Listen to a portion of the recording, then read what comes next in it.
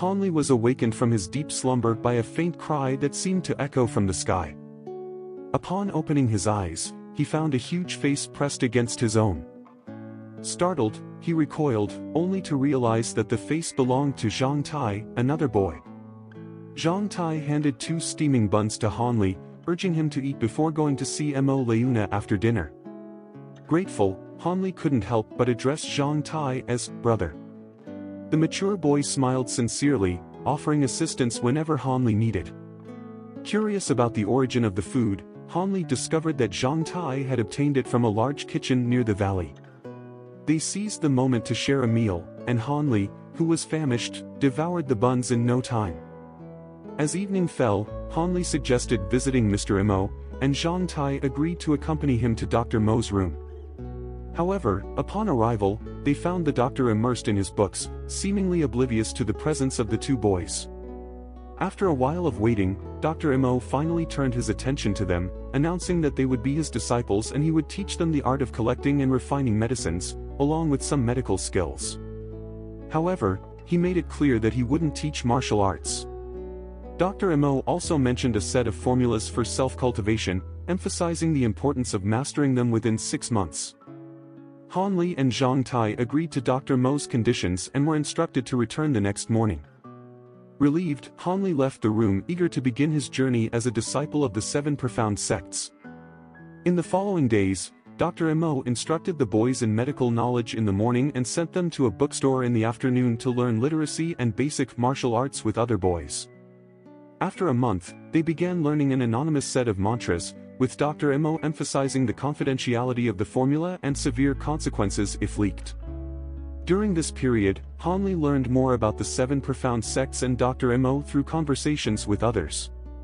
He discovered that Dr. Mo, originally not a disciple of the sects, was drawn in by his medical skills after saving the life of the sect master, Wang Lu, years ago. Dr. Mo was later invited to join the sects, settling in Kixwanmen. While the disciples didn't witness his martial skills, Dr. Mo gained respect through his remarkable medical abilities, saving countless lives. Hanli, now a disciple of the 7 profound sects, looked forward to the challenges that awaited his journey. Hanli gradually redirected the flow of energy in his meridians back to his dantian. It was the 7th Zhoutian cycle he completed that day, and his body was at its limit. If he attempted another cycle, his meridians would likely rupture again, bringing with it the unbearable agony he knew all too well. The thought of the pain that accompanies the rupture of the meridians made Hanli shudder, despite his usual boldness. More than half a year had passed since his arrival, and the formal examination for registered disciples had taken place over 2 months ago. Admission to the inner sect was reserved for a few. Most candidates could not pass this stage, being relegated to the position of outer disciples. These young ones who did not succeed would be assigned to the Jubao Hall or the Osaka Hall, where they would receive additional training before having a chance to enter the higher ranks. However, the elite were recruited by the Sihaitang, a place that only accepted the most talented and recognized in martial arts. Hanli felt frustrated remembering the tests from 2 months ago. Running for more than 20 kilometers around the Tsaixia Mountains, fighting each other in a secluded forest, and withstanding the attacks of powerful martial arts brothers, all of this still echoed in his mind. Luckily, he and Zhang Tai did not participate in those brutal tests. Dr. Mo, their mentor, instructed them to practice their formulas instead. However, the task was not as easy as Hanli had imagined. Cultivation required much effort and concentration. Hanli found his progress to be slow. While other cultivators generated evident qi in their bodies, his was barely perceptible. This discouraged him, especially when he saw his colleagues proudly demonstrating their abilities. The disillusionment almost made him give up. But one day, observing Zhang Tai, he realized that his colleague had also not made significant progress. This revelation renewed his determination, and he intensified his efforts. However, Dr. Mo's lack of interest in monitoring his progress intrigued Hanli. It seemed that the mentor was completely absorbed in his studies of an ancient text called Chang Xingjing, which promised longevity and wisdom. Han Li and Zhang Tai then understood that Dr. Mo's true objective was to achieve immortality, a goal that transcended the mere training of disciples. After nearly 6 months of tireless practice, Han Li finally found himself facing Dr. Mo for evaluation. Zhang Tai, by Han Li's side, seemed lost. It was no surprise to Han Li to discover that Zhang Tai hadn't made much progress with those formulas throughout all this time. Han Li acknowledged Zhang Tai's effort, but he knew he didn't have the same obsessive dedication. Still, it was strange that regardless of Zhang Tai's effort, the formulas had no effect on him. It seemed he had no affinity for that knowledge. Han Li's heart wavered between hope and worry. He knew Zhang Tai's chances of passing the test were minimal. And even if he himself had made some progress, he wasn't sure if it would be enough. After months of intensive practice, Han Li felt a difference in the flow of energy in his body. Previously as thin as a hair strand, it was now like a strand of cotton.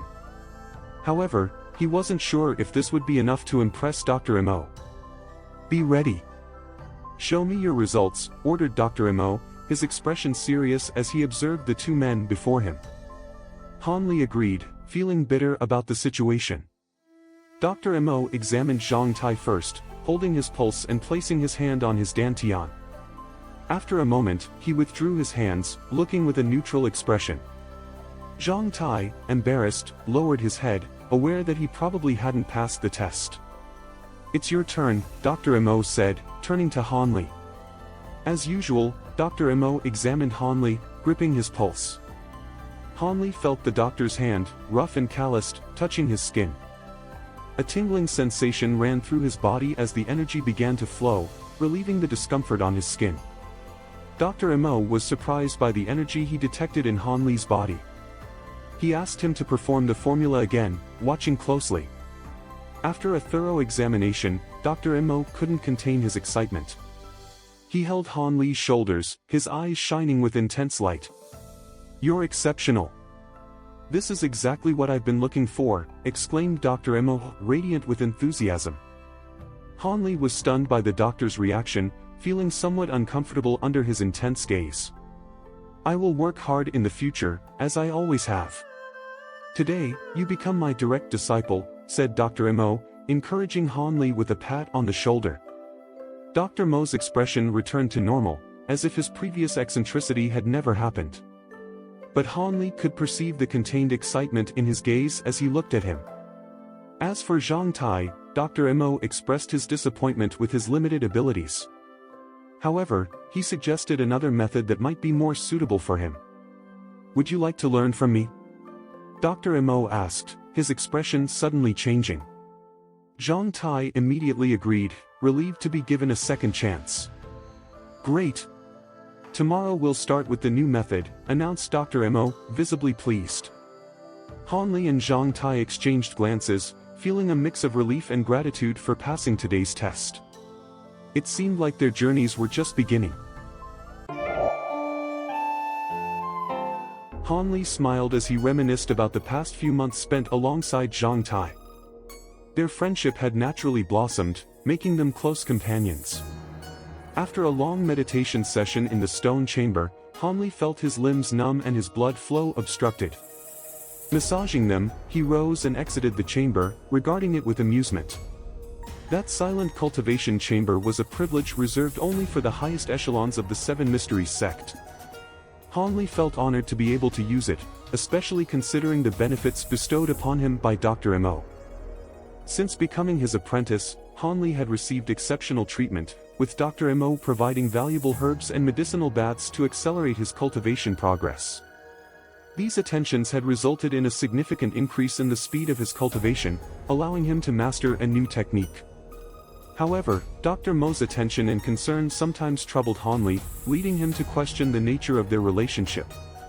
He wondered if Dr. Mo was truly just his master, given the intensity of his care. As he pondered this, Han Li stepped out of the chamber and stretched.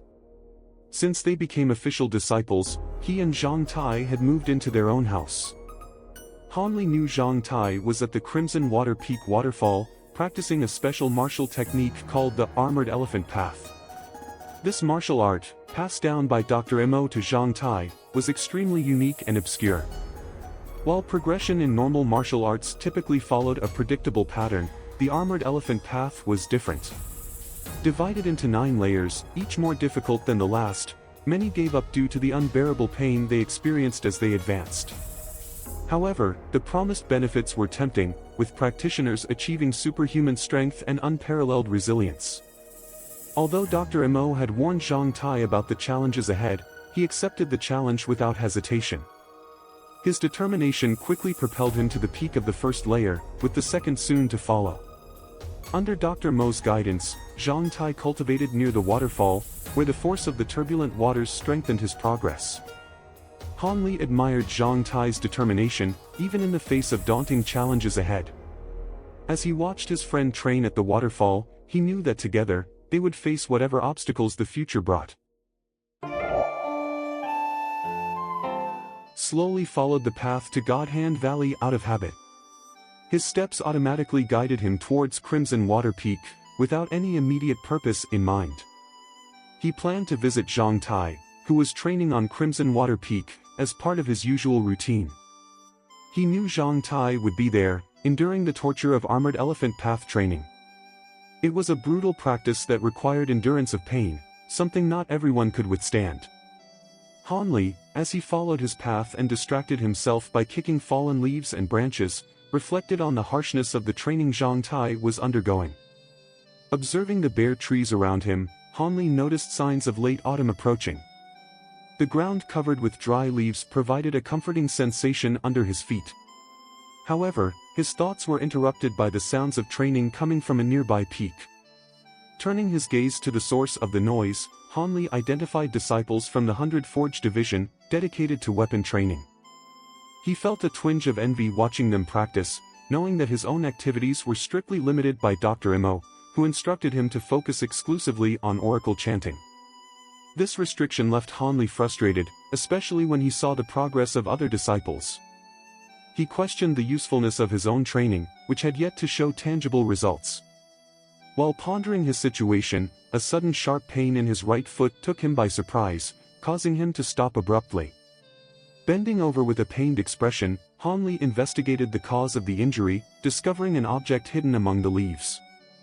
Upon examining it, he realized it was an unusual bottle, apparently made of a heavy material, perhaps gold. This finding piqued Han Li's interest, temporarily forgetting the pain as he examined the bottle. Cleaned of dirt, it revealed intricate patterns on its surface, emitting a green glow.